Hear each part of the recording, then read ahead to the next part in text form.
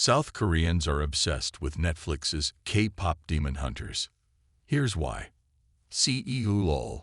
When South Koreans start to obsess over a movie or TV series, they abbreviate its name, a distinction given to Netflix's latest hit, K-pop demon hunters. In media headlines and in every corner of the internet, the American-made film is now universally referred to as Daehun, the first three syllables of the title when read aloud in Korean, and audiences are already clamoring for a sequel.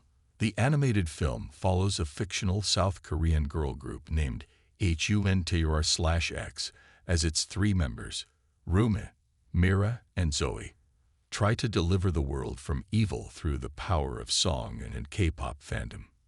Since its release in June, it has become the most watched original animated film in Netflix history, with millions of views worldwide, including the US and South Korea, where its soundtrack has topped the charts on local music streaming platform Melon.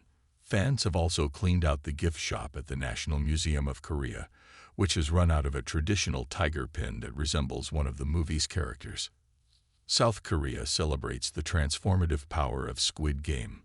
Much of the film's popularity in South Korea is rooted in its keenly observed details and references to Korean folklore, pop culture, and even national habits, the result of having a production team filled with K-pop fans, as well as a group research trip to South Korea that co-director Maggie Kang led in order to document details as minute as the appearance of local pavement.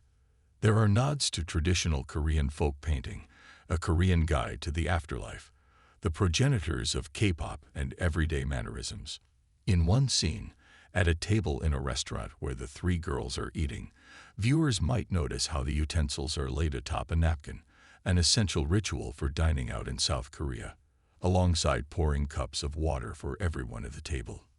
The more that I watch Daehun, the more that I notice the details, South Korean music critic Kim Yoon-hye told local media last month. It managed to achieve a verisimilitude that would leave any Korean in awe. Despite its subject matter and association with the K-wave, that catch-all term for any and all Korean cultural export, K-pop demon hunters, at least in the narrowest sense, doesn't quite fit the bill. Produced by Sony Pictures and directed by Korean-Canadian Kang and Chris Appelhans, who has held creative roles on other animated films such as Coraline and Fantastic Mr. Fox, the movie is primarily in English and geared toward non-Korean audiences. But its popularity in South Korea is another sign that the boundaries of the K-wave are increasingly fluid, and that, with more and more diaspora Korean artists entering the mix, it flows in the opposite direction too.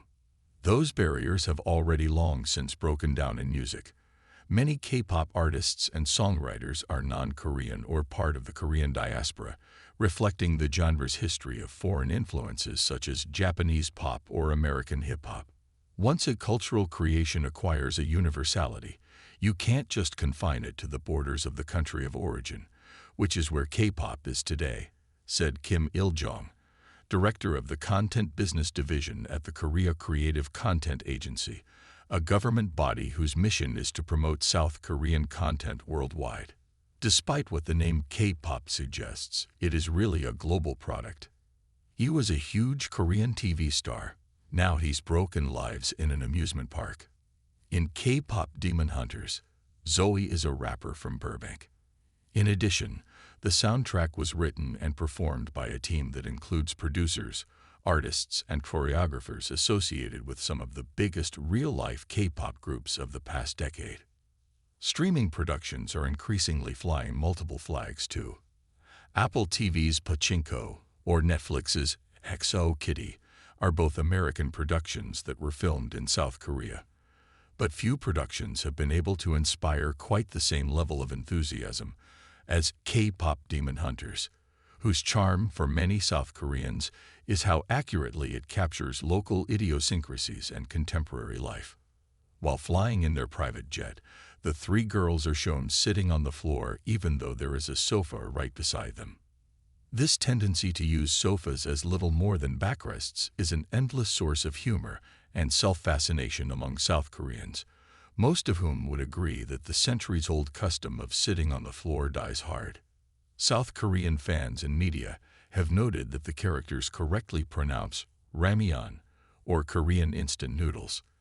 The fact that ramyeon is often conflated with Japanese ramen, which inspired the invention of the former decades ago, has long been a point of exasperation for many South Koreans and local ramyeon companies, which point to the fact that the Korean adaptation has since evolved into something distinct.